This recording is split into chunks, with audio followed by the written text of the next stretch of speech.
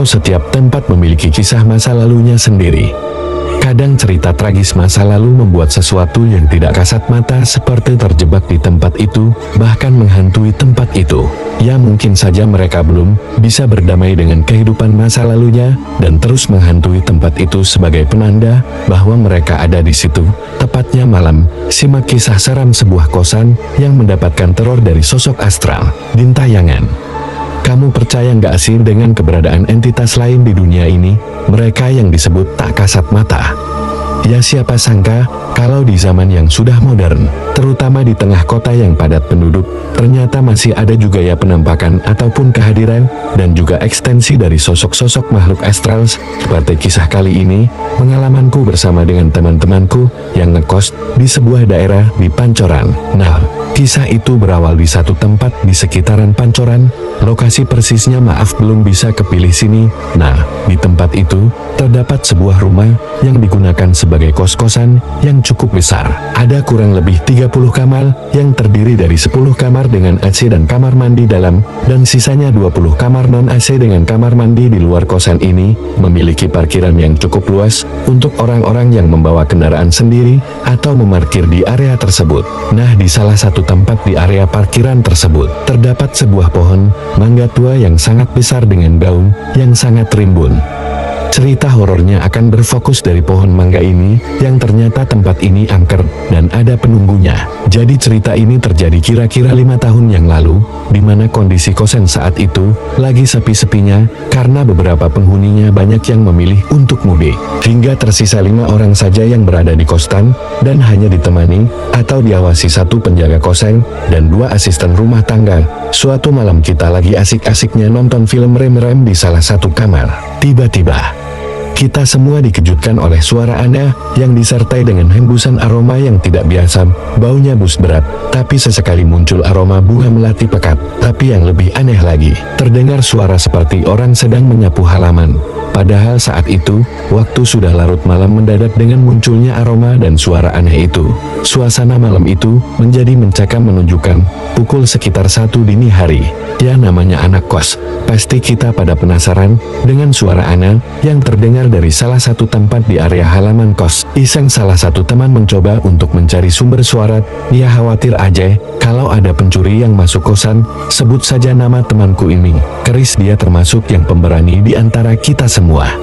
Dia mencari dan mencoba untuk mendekati suara yang terdengar aneh tersebut. Dari yang tadinya terdengar suara orang seperti menyapu halaman, sekarang sayup-sayup terdengar suara seperti anak ayam.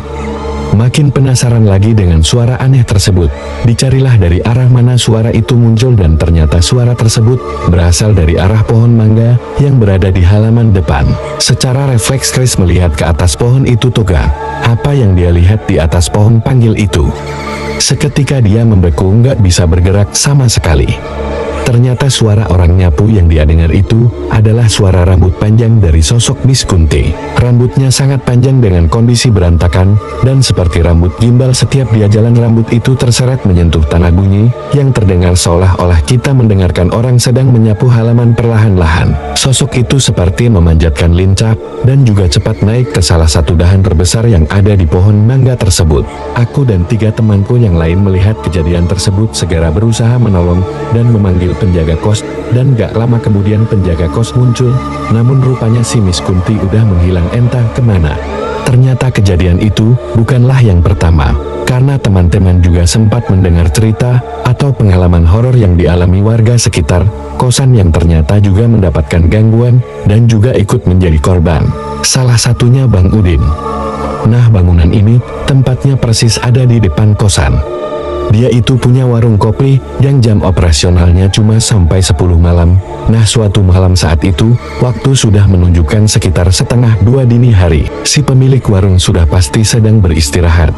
Tiba-tiba saja dikejutkan oleh suara ketukan di pintu warungnya. Saat itu, Bang Udin mikir, ya aneh aja kalau ada pelanggan mau mesen kopi jam 1 Tapi, karena dia penasaran, dia langsung membuka pintu warungnya. Dan terkejutlah dia dengan apa yang dia lihat di depan pintu warungnya. Jelas sekali terlihat Miss Kunti berdiri di depan pintu warungnya.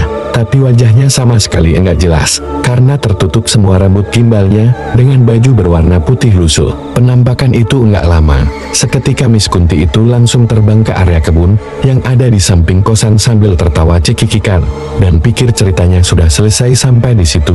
Enggak. Ceritanya anggap selesai sampai di situ. Kejadiannya di hari yang berbeda, dan kali ini yang diganggu kuntilanak itu adalah seorang warga yang sedang melakukan ronda dengan warga lainnya. Kira-kira jam 12 malam, satu persatu warga pulang ke rumah masing-masing karena sudah ngantuk. Tinggallah sendirian Mengujang yang sedang asik bermain game di HP-nya di POS ronda. Hingga nggak terasa waktu sudah menunjukkan setengah 2 dini hari. Tiba-tiba dia dikejutkan dengan bunyi seperti suara bendera berkibar tertiup angin. Suara bendera, kalau tertiup angin itu seperti apa? Nah, ini persis sama yang didengarkan oleh Mengujang. Arah suaranya itu dari atas POS ronda. Tapi anehnya, suara seperti bendera berkibar tertiup angin itu berpindah-pindah. Pergantian kadang-kadang dikirim ketika dia melihat ke atas. Ternyata apa yang dia lihat? Miss Kunti sedang asik terbang pindah dari satu atap ke atap lain rumah warga. Cepat banget dah. Dan terakhir dia kembali ke pohon mangga rumah kosan. Karena kagetan takut, Mengujang langsung kabur dan lari balik ke rumahnya.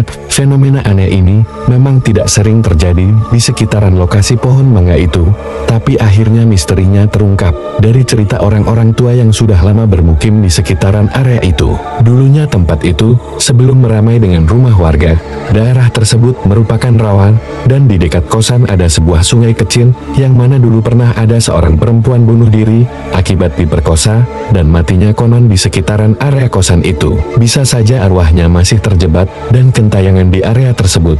Ya, kita berharap yang baik-baik. Semoga yang belum bisa berdamai akhirnya merumbuhkan kedamaiannya sendiri.